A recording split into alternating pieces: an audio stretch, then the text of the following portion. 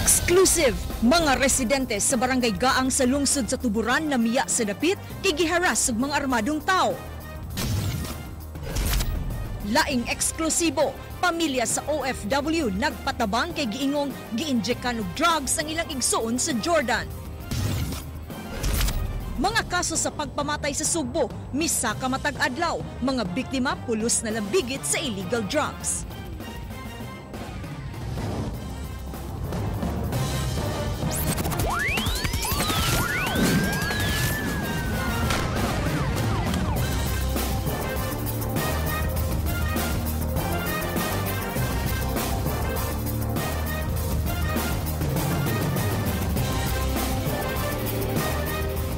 Maayong hapon, Sugbo ug Kabisayan. 5 ka mga tao ang patay kagabi sa dakbayan sa Sugbo ug Lapu-Lapu.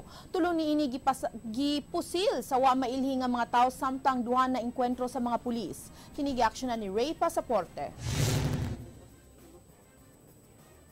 Kining lingkuranan maoy gilingkuran ni Dario Pais samtang nagpaabot sa mga tricycle driver aron sa iyang pagpangulikta sa iyang gipatanto didto sa Corbeta Street, Tabada, Mambaling. Apan kagabi, wa siya masayod nga anha siya sa tupad sa iyang gilingkuran, makabsan sa iyang kinabuhi. Si Pais gipusil sa duha ka wa mailhing tawo nga nagsakay og motorsiklo sa makadaghang higayon. 5 kakabhang sa kalibre 45 ug usa ka slag ang narecover sa kapulisan. Daplin sa dalan, lakip sa nakita sa kapulisan, mao ang karton nga adunay nakasulat nga pusher ko. Ang asawa ni Pais nga si Jane, mibutyag nga wala siya makabantay, nga adunay kontra ang iyang bana diha sa ilang lugar. Iyang giangkon nga tigamitan og drogas ang iyang bana, ug mitahan na usab kini sa kapulisan ni adtong Hulyo 2. Oh, ni surrender na. Dugay ra kay na ni surrender. Wala ni siya maninda. Wala, makabaw mo dyan ng pulis, yung naninda ba nagwa. Dako og pagtuo si SPO3 Romil Bangkog, investigador sa homicide section, nga adunay kalambigitan sa gidiling drogas ang pagpusil patay kang Pais. Dili pa tayo confirm bago sa jigatira ni. Kaya ato pa man ni subayon basta dako porsyento ani ato sa motibo sa drogas gid. Gipusil patay usab kining usa ka tawo nga naila nga si Edwin Casinilio didto sa Sitio Lawis, Barangay Luriga. Nagkulob at tubangan sa iyang panimay ang biktima nga adunay daghang pinusilan sa nagkadayang parte sa lawas. Mga kabhang og slag sa bala na recover sa kapulisan. Napagan pa ang usa ka barbecue vendor nga si Erwin Lambo nga gidala sa Vicente Soto Memorial Medical Center. Samtang padayon pa usab nga giatiman sa mga mananambal sa Vicente Soto Memorial Medical Center kining usa ka tawo nga napusilan sa wala mailhing tao sulod sa iyang panimay samtang nagtan-aw og salida sa telebisyon didto sa Salvador Street, Barangay Labangon. Si Erwin Quijano ang nakaangkon og pinusilan sa iyang tangkugo ug gidala sa tambalanan. Wa makahinomdom si Hazel Quijano, asawa ni Erwin, nga dunay gikakontra ang iyang bana ug iyang giangkon nga gitukhang na ang iyang bana sa kapulisan diha sa Station 10 apan nagdumili kini sa pagtahan sa iyang kaugalingon. Si Erwin ika-12 sa listahan sa Station 10, ubos sa ilang area of responsibility. Wa, kabalo. Kabawa na niya. Samtang dito sa siyudad sa Lapu-Lapu, duha ang patay sa nahitabong pagpamusil. Tali sa kapulisan sa Station 5 Lapu-Lapu Police, tali sa duha ka suspitsado nga sila si Noel Quintero ug Junior Berdijo. Atol sa gipahigayon nga buy-bust operation sa kapulisan, ang duha ka biktima mibunot og armas sa kapulisan ug dayong pusil ni ini. Apan wala makabuto ang ilang armas hinungdan nga may pabuto usab dayon ang kapulisan. Si Quintero mao'y subject sa gipahigayon nga buy-bust operation, samtang si Junior Berdijo gikataho nga mao'y right hand. Giangkon ni P1 Emmanuel Deriada Desk Officer sa Station 5 sa Lapu-Lapu Police nga si Noel daan nang namahayag sa ilang mga silingan nga dili siya magpadakop nga buhi sa kapulisan. May istorya sa mga ilang mga silingan. Di siya pa dakop buhi. Mga kabhang sa armas ug mga bala ang narecover sa kapulisan. Lakip na niini ang buy-bust money, gagmayng pakete sa shabu nga mobalor sa 35,000 pesos. Lakip sa narecover mao ang kalibre 45 ug 9mm Black Widow nga gipanag-iya sa mga suspitsadong biktima. Alang sa Aksyon Bisaya, Ray Pasaporte, News 5. Duha ka gituuhan nga drug pusher sa dakbayan sa Sugbo na dakpan sa kapulisan kagabi. Kini giaksyonan ni Leslie Caminada Vestil. 26 kagagmayng pakete sa shabu ug kwarta ang nasakmit sa kapulisan sa Police Station 1 didto sa New Imus Road kagabi. Ang duha nga nadakpan sa kapulisan na ila nga si Jobert Maratas ug John Calfat nga taga Barrio Luz. Ang hepe sa Police Station 1 nga si Police Senior Inspector Dexter Basergo mibutyag nga nakadawat sila og taho kabahin sa pagpayuhot og drogas diha sa maong lugar. Kagabi, wa na makalihok ang duha ka suspetsado sa diha nga giatngan sa kapulisan ang ilang motorsiklo. Midugang si Basergo nga wa madakip sa watchlist ang ilang subject nga si Fat. Gumikan kay ana aman siya nagpuyo sa Barrio Luz apan naglihok sa iyang illegal nga kalihukan sa New Imus Road. Nga itong subject sa ato ang bypass operation, human nakadawat og report nga kining tawhana nga taga Loriga, anak ni Mutonsak sa Barangay Loriga. Si Fat igo na lang milingo-lingo sa dihang gikuhaan siyang pamahayag sa mga tigbalita. Samtang gipanghimakak ni Maratas nga nahilambigit siya sa ginadaling drogas, sanglit usara man siya kahabal-habal driver ug igo lang siyang gisakyan ni Fat nga nagpahatod diha sa maong lugar. May driver sir niya. Driver ano niya? Oh, nasakyan ko niya sir. Amigo mo? Kailan eh. O sa may siya habal-habal or? Nagabal-habal pa sir. Alang sa Aksyon Bisaya, Leslie Caminade Vestil, News 5.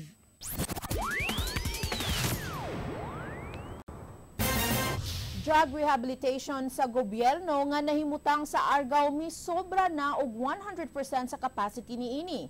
Kini-action na ni Leslie Caminade Vestil. This is not a prison, this is rehabilitation. So therefore, gwapo ilang environment, more like second home for transforming a drug dependent into a good person, di ba? Kini mo ipaghulagway ni Dr. David Baron sa Argao Rehabilitation Center.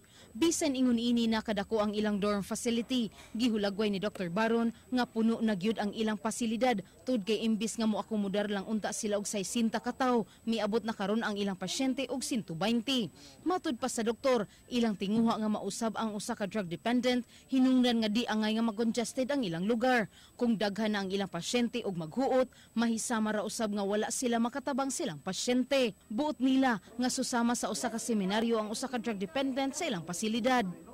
More than enough. Like, these people are really, emotion i-decongest, you're not helping these people. Kaya hindi na sa komportable ba? So, mean to say, they are no longer convenient for treatment. Mato ni Dr. Baron, kasagaran sa mga misurrender, wa manginahanglan og residential rehabilitation. 10% lang sa mga misurrender ang nanginahanglan og in-house rehabilitation. Matod pa ni Dr. Baron, gikinahanglan karon ang usa ka community-based rehab program. Kini mo ay mo-assess kung angayang ipasulod og rehabilitation center ang usa ka drug dependent o mamahimo lang ang mo-attend og rehabilitation sessions. Again, we're really strengthening this community-based treatment program to really again to capacitate those LGUs really to assess kung say angay i-rehab, isulod or unsay angay i-outpatient. Diba? The same thing.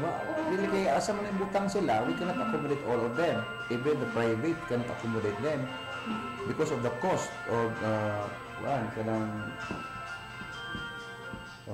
because of the cost of putting drug dependent into rehab centers. Money dilemma, who will shoulder it? Aron sila makadawat pa og dugang pasyente, ilang gikinahanglan ang pagtukod og 2-story building nga mobalor og 20 milyones pesos. Nagdungag sab og laing building sa Cebu City Treatment and Rehab Center, din puros mga babay ang anaa sa maong pasilidad. Of course, tanawa tong dorm diha, na ato nag-increase. Kay this is actually this is already permitted to capacitate us into 300 patients ata. I don't want them to sleep near sa ilang bathroom. Luy pod kaayo because these people are din na rehab. That's right because dili prasuhan. So ang concept because the people always believe na rehab man more prasuhan ba, and they always say nga rehab na kay buan. No, it's not because it is a separate entity. But most people don't understand that 50% of the patients that are into rehabilitations are dually diagnosed. Mean to say, because of chronic drug use, na nasa mental issues, nasa mental defect, and that's the most difficult one to treat because you're treating the mental status, a mental condition, at the same time you're also treating his addiction. Matud pa ni Dr. Baron, kinahanglan og taas nga panahon og dakong kwarta ang paghimo og usa ka drug rehabilitation center. Nakapangutana sab si Dr. Baron og si kinsa ang mubayad sa mga mo-surrender nga ipasulod sa usa ka rehabilitation center. Di sab mahimo nga libre lang kini, tud kay aduna may mga espesyalista nga gikinahanglan sa maong programa. Gawas ni ini, kinahanglan sab kini og dugang mga tawo nga i-train aron maoy mo handle sa mga drug dependents. That is to explain, it would take a lot of time and it would take a lot of government resources. Again, outpatient lagi is important. You don't have again to put them into rehab. Dapat is screening. Importante ang screening. We have already the tools for screening. We have the SSBI. That is an WHO assessment tools for screening these drug dependents, these drug users, no? Kulang pa. It takes a lot of time to construct a new building for rehab and then training people to do it, and then so ang cost effectivity ba? Alang sa Aksyon Bisaya, Leslie Caminadi Vestil, News 5. Formal na nga gilusad kagahapong adlaw ang kasaulugan sa Mandawi Business Month alang karong tuiga. Matud sa President sa Mandawi Chamber of Commerce and Industry, nagkalain-laing aktibidad ang nakahanay alang sa usa ka buwan nga kasaulugan subay sa Mandawi City Charter Day. Usa na ang Business Summit nga salmutan sa mga magpapatigayon nga sakop sa MCCI. Tinguha usab sa Mandawi Chamber nga ipaabot ngadto sa mga micro, small ug medium enterprise nga andam silang mugiya aron mulambo ang ilang mga negosyo. Apan usa sa mga gipaabot sa mga negosyante mao ang paghatag og pasidungog sa mga successful entrepreneurs sa Mandawi City. Ihaom sa natusad sa programa sa national government sama ni aning pagtabang og mga MSMEs, mga gagmay nga mga magpapatigayon mo nang dunay winners event nga dugay na 5 ka tuig na pero karon atong gi-repackage. Ang bagong mga sakop sa Regional Special Operations Group ipaubos sa usa ka SWAT training. Kini gi-action na ni Leslie Caminada Vestil. Matud pa ni PRO7 Regional Director Noli Talinio, but nila maandam ang mga bagong sakop sa ARSOG sa mga dinagko nga police operations. Target nila nga gipangandaman ang operations sa mga high-profile personalities nga nalambigit sa illegal nga kalihukan.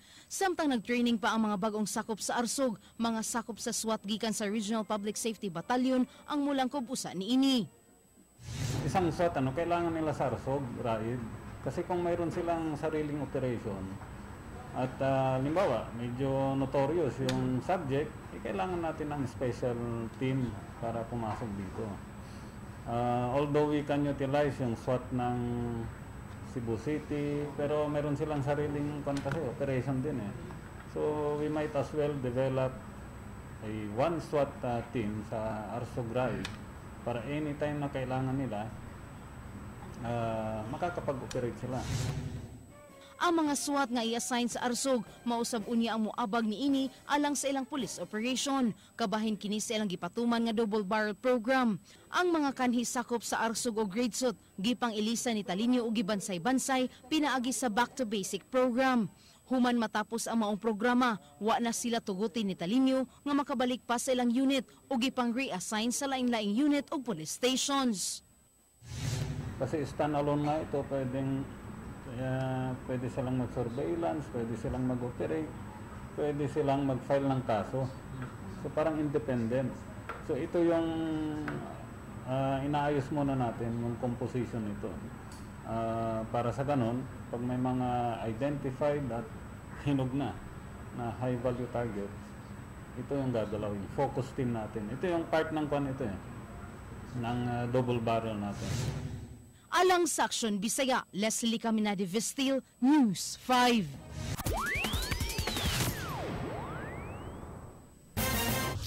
Usa ka balay na sunog kaganihang buntag sa dakbayan sa Lapu-Lapu. Kinigi-action na ni Ray Pasaporte. Naug daw sa sunog ang konkretong balay sa Ernestine Homes sa barangay Babagdo sa Dakbayan sa Lapu-Lapu. Kaganihang alas 8 sa buntag, ang balay gipanag-iya sa usa ka negosyante nga si Edgar Cañete. Nagsugod ang sunog sa kwarto sa katabang ni Cañete. Duha ka katabang ni Cañete ang nahabilin sa balay kaganihang buntag. Sa wala pa ang sunog, nag-brown out sa lugar apan sa pagbalik sa kuryente. Kalit lang nibuto ang exhaust fan sa kwarto sa katabang. Exhaust fan wala say pawang-pawang, way ibot-ibot ba, way off. Kaya di mo sila kung kay bawa mo ibotan na yung kuhan, mag-off ang mga katabang. Yan, samtang nagkaon sila pamahaw, sila na nadwa na bilin. Na nisigang suga, nibutod ko sa taas. Paglili nila, nakatimaw sila sunog naman. Pag tanaw nila kay daghang mga panapton dito, dali mo takop ugan. Moto na paspas kayo. Yan, naratol na sila na. Moto nga, magani kay wa mo tapon sa bangkay na may firewall. Wala hinuon gikataho dunay naangol sa maong sunog.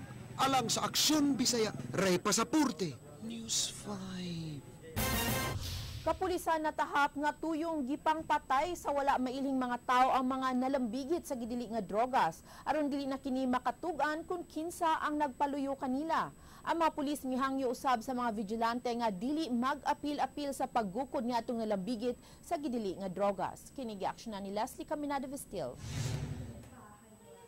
Mihangyo si Piero 7 Regional Director Noli Talinio nga ihatag na lang kanila ang impormasyon og sila na ang mo-operate sa mga tao nga nalambigit sa gidili nga drogas. Matud niya, ang mga tinugyanan sa balaod mao lang adunay katungod nga mopahigayon og operasyon batok sa mga taong nalambigit sa ilegal nga drogas.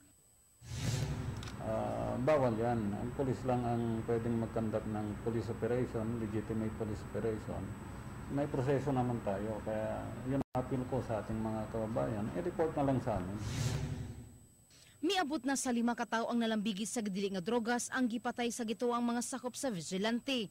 Kagabi, tulog gipamatay sa dakbayan sa Sugbo sa wala mailhi nga mga suspects. Gipasalig ni Talinio nga ila kining imbestigaron. Adunay posibilidad nga ang mga gipamatay giunay aron di na makatudlo kung si kinsa ang nagpaluyo kanila. So, yun yung mga anggulo na tinitingnan natin. Ang pumatay dyan, posibleng kasamahan nila, di ba? Para sila ay matahimik at hindi na sila makapag-sumbong. Pwedeng yung mga peace-loving people doon sa community na hindi sila makapag-antay doon sa gagawing police operation. Kasagaran sa mga gipang patay, lakip sa gibisita sa kapulisan sa gipahigayong oplantukhang sa Lapu-Lapu, Mandawi ug Sugbo. Alang sa Aksyon Bisaya, Leslie Caminada Vestil, News 5. Pamilya sa usa ka OFW nga taga Lapu-Lapu City nagpatabang kay ang igsuon nga nagtrabaho isip waitress sa Jordan giabusahan og mga lalaki. Ang biktimang OFW gidudahang gi-injeksyonan og drugs. Aniyang eksklusibong report ni Jinky Rusit.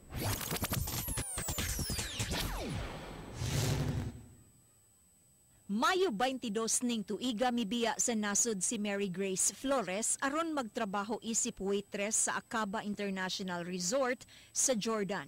Sukad siyang pag-abot sa Jordan, regular na ang ilang komunikasyon sa iyang pamilya. Hangtod nga sa miaging semana, misumbong kini nga giabusuhan siya sa 4 ka mga lalaki. Giingong gipasanginlan siya nga nang hilabot og butang sa iyang kauban nga OFW nga taga Mandawi City. Gipusasan siya og gidagmalan nga makita sa screenshot video call nga kuha siyang igsuon. Ang ilang panagistorya na record sab og apil siyang igsuon nga si Feby Flores Gomez.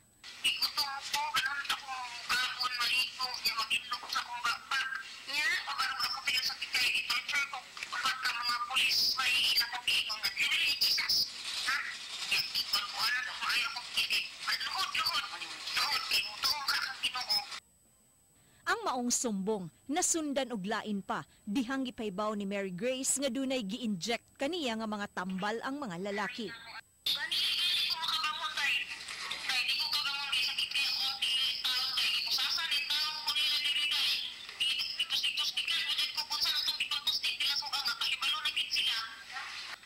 Niadtong Miyerkules, di na nila kini maistorya og tarong. Makita sa video nga nagsiga na lang ang iyang mata, daw sawa kini nadunggan gikan siyang igsuon nga iyang kaistorya. istorya na. Wala naman po. Sige na lang kong istorya din eh. Istorya na kung sa'yo gibuhat ni Desiree sa imo ha. Dako ang pagtuos sa complainant nga si Febe nga drugs ang gi-inject sa iyang igsuon kay nausab na ang iyang batasan. Kung di maghinuktok, doon na pa'y panahon nga mag-wild sab kini. Injeksyonan nila ang akong igsuon o para paguba sa utok. Kay nabayulinti ang akong igsuon, naisog akong igsuon tungod sa drugs nga ilahang gitusok sa lawas sa akong igsuon. Dili may nana akong igsuon kung wala nila tusuki og drugs. Tungod sa hitabo, giawhag ni Gomez si President Rodrigo Duterte nga katabangan sila nga iuli na lang dinhi sa Lapu-Lapu ang ilang igsuon aron matambalan kini. Manghangyo mi sa presidente nga papaulion ang akong igsuon og taga-agustisya nga hitabo sa iyaha. Gusto ko nga makauli siya dayon kay problematic na may kaayong tanan. Nabalaka na karon ng pamilya tungod kay sukad niya itong Huwebes, off na ang cellphone ni Mary Grace ug wa na nila kini makontak. Alang sa Aksyon Bisaya, Jinky Rosit, News 5. Pugante gikan sa CPDRC gihatagan og katapusang higayon sa pag-surrender. Kini giaksyonan ni Ray Pasaporte. Inggo pasakyan na ng asawa ng anak. Giklaro ni Marco Toral, consultant on jail matters sa Cebu Provincial Detention and Rehabilitation Center, nga gikan sa iyang kaugalingong bulsa ang 15,000 pesos sa 30,000 nga ihatag sa pamilya sa piniriso nga nakaiskapo ni adtong Lunes sa buntag nga si Arnel Mait nga taga-Himong Bungan sa barangay Taluot Lungsod sa Argao.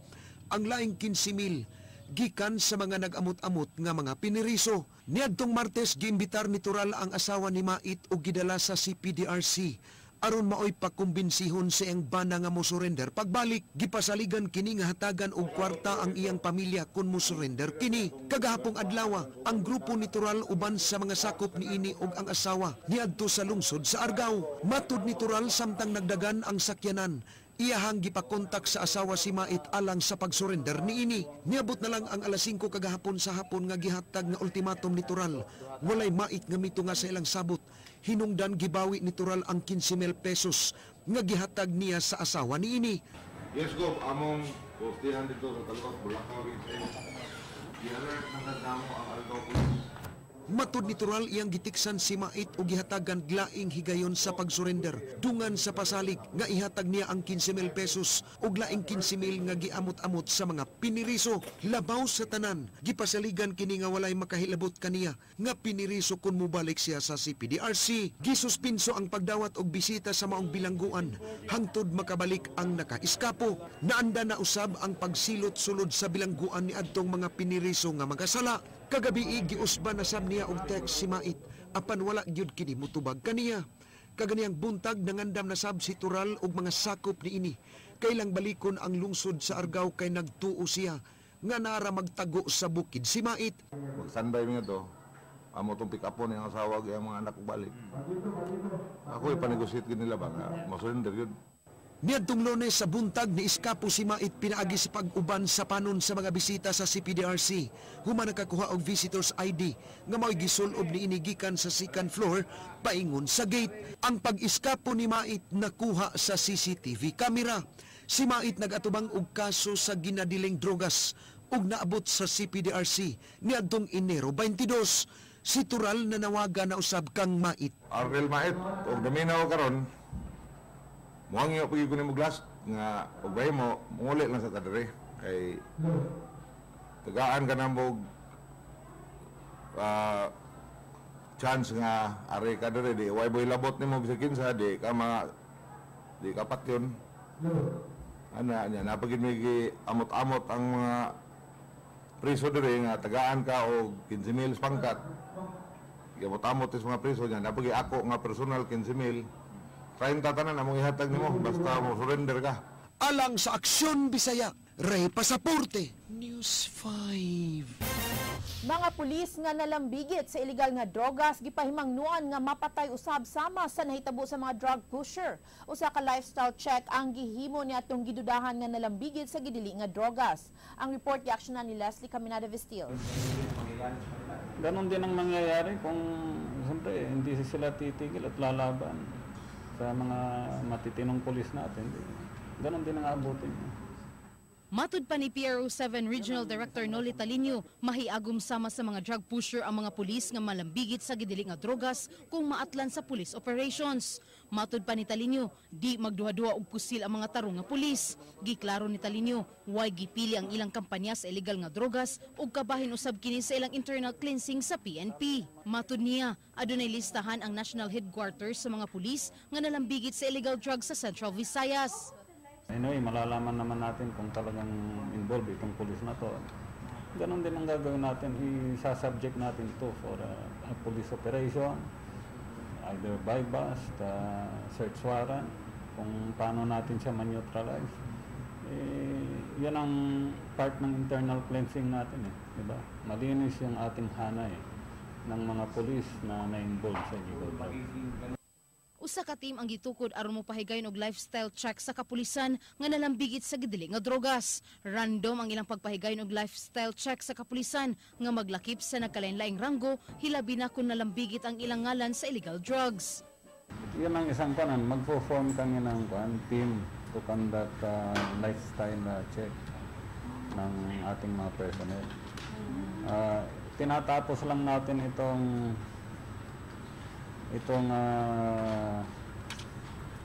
drug watch list natin kasi yun ang magiging basis kasi natin ng yung clearing operations natin. Tapos ito, isusunod na natin ito yung kakaroon ng team na magkakandak ng lifestyle check sa ating mga kapulisan. Alang sa Aksyon Bisaya, Leslie Caminada Vestil, News 5. Dulan sa napulo ka pamilya sa Bukirang Barangay sa Tuburan ang namiya tungod sa pasangil nga gisigihan gihapon sila og haras sa grupo ni Mayor Aljun Diamante. Samtang nag-inusara nga testigo sa pagpatay sa tawo ni Lagun ni adtong Hulyo 5 miatubang sa News 5. Ani ang exclusive report ni Jinky Rosit.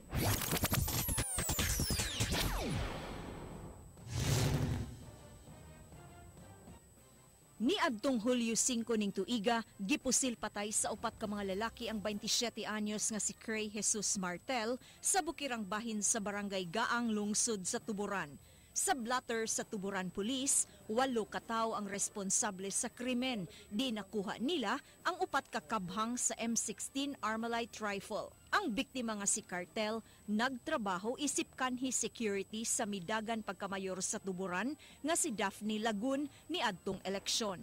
Apan ang lalaki nga nag-inusarang buhing saksi sa krimen, eksklusibong miatubang sa News 5.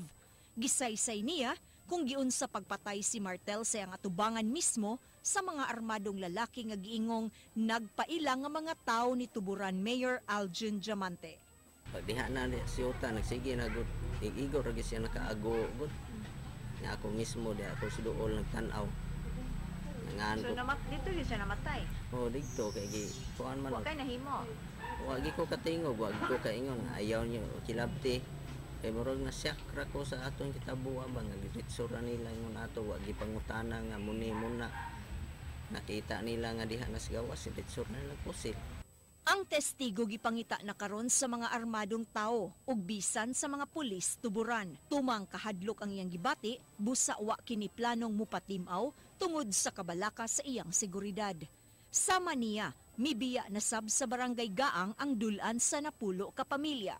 Asoy nila, padayon silang nakasinati og pagpangharas gikan sa mga tao sa mayor. Nagpanghadlok jud mi. Kay kasi ila manghilaptan kay sa ilabi ang kuan wa sila pilion. Kuan kuno kaning maasawa, maanak, magagamay bata, wa sila pilion, mamay lang kuan. Sumibahad sila. Oo. Ang amahan sa biktima ug ang asawa ni ini ang hangtod ron maglisod sa pagdawat sa nahitabo ni Martel. Wa sab sila'y salig sa investigasyon sa mga pulis. Kay ang among kapitan dito naglista-lista ba kay ang tanang mga security dito walo na sila kabuok. Nya dayon ang mga leader ipanglista sa kapitan dayon handos nga nasa mayor nya dayon isugo dayon sa mayor ang katong sila si Boy kang mao og kinsa pa ang iyang mga tawo gisugo niya nga ipapangita ng mga tawhan na kutob sa nasa lista ila yung patayon. Ay maloy, tabang na mo basin palutaw ang hustisya. Apan si Mayor Aljon Diamante dihang gikuhaan siyang habig, hugot nga mihimakak sa maong pasangil. Hinimuan ramatod pa kini sa kampo ni Liagon ug siya ang gipasanginlan. Pinangga na ko kay ng taga-bukid, no, kay taga-bukid ko. So, kung naamay mga pipila ka buok nga muna ni ako sara na ilaharan ng mga tao, no. Kay sila mo doon ay armas ako'y armas. Why ang maarmas na ako mga tao? No? Kay kung doon na pami-armas ning bawas sa Manila. Alang sa Aksyon Bisaya, Jinky Rosit, News 5. Gipabuthan sa jail consultant sa probinsya ang mga piniriso nga nagpabadlong kaganyang buntag. Kinigiaksyonan ni Jorena Carl Marquez.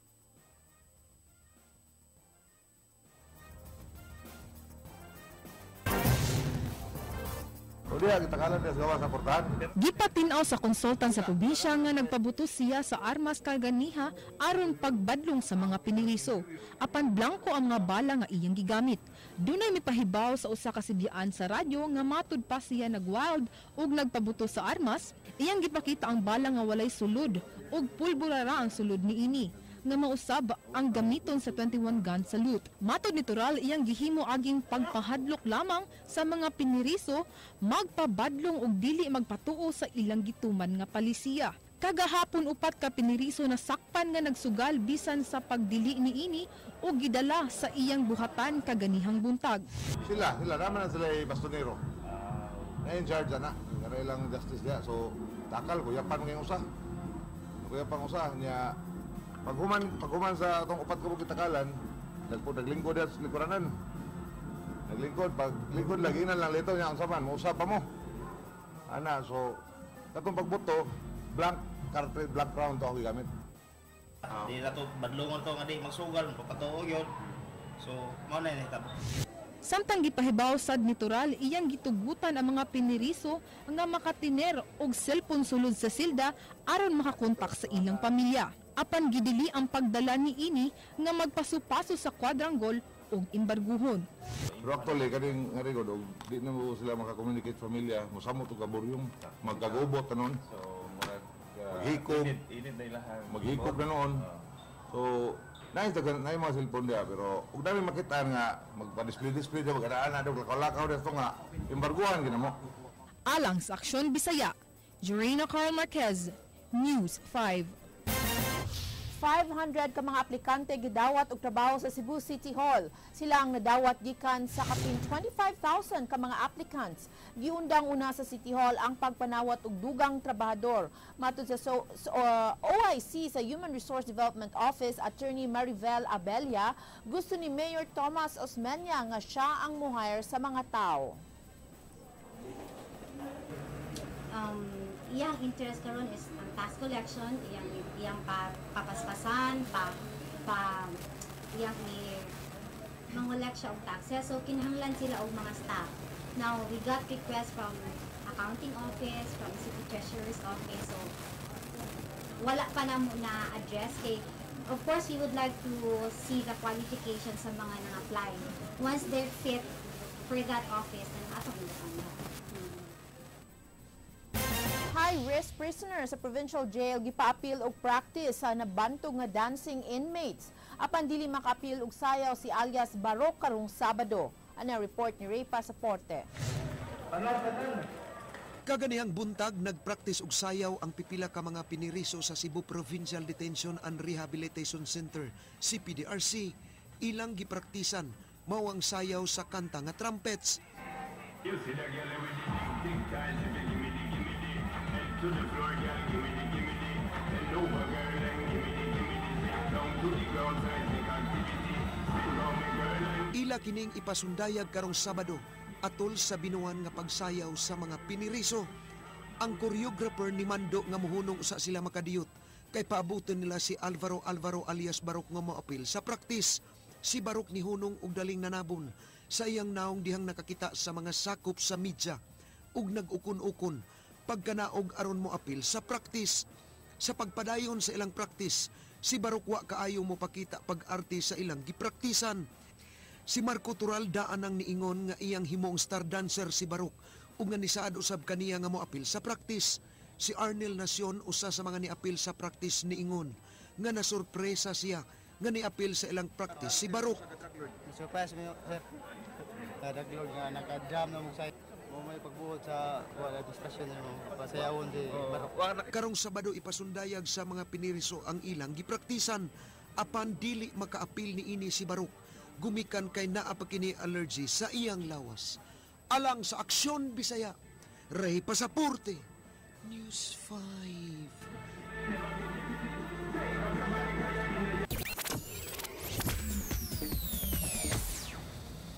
Lalaking sobra ka-obsessed og mikopya sa panagway ni Justin Bieber. Nitaliwan na ang rason sa iyang kamatayon, multiple drug intoxication. Ani ang Aksyon Showbiz Report. Nitaliwan na ang lalaking nikopya sa panagway ni Justin Bieber nga si Tabby Sheldon. Ang rason sa iyang pagkamatay mao ang pagka-overdose sa mga nagkadayang klase sa mga drogas. Makadaghan nang nipaubos sa pagpaopera ang 35 anyos nga si Sheldon tungod sa sobrang niyang ka-obsessed nga magkapareho silang naong ni Bieber. Gani matud pa nga miabot na sa $100,000 ang iyang nagasto sa pagpaopera niya. Mipaubos siya sa cosmetic surgery sa mata, cheekbones, chin ug hairline surgery tungod sa iyang kagustuhan nga may susama gyud ang iyang panagway ni Justin Bieber. Ang official cause of death ni Sheldon mao ang multiple drug intoxication. Sa gipahigayong autopsy report, nakita sa system ni Tabby ang nagkadaiyang narcotic painkillers o mga nagkadaiyang prescription drugs. Makadaghan na sab nga higayon nga milugwa si Tabby sa mga nagkadaiyang TV shows sa Amerika ug didto. Iyang gibabuhagay ang iyang pagka-obsess sa panagway ni Justin Bieber, hinungdan nga iyang gisundog ang panagway niini. Alang sa walay karapusang mga chika, umanik ko ninyong matag alas 7:30 sa buntag.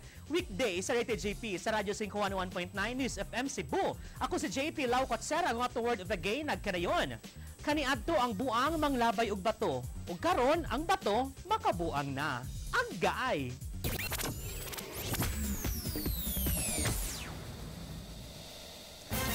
Mokat pa mga balita sa Aksyon Bisaya, ako si Georgia Herrera. Mga balita nga pundasyon sa ligdong opinyon ug konkretong solusyon. Bisan asa, bisan kanusa kapatid, kay ilang kutob sa balita, Aksyon!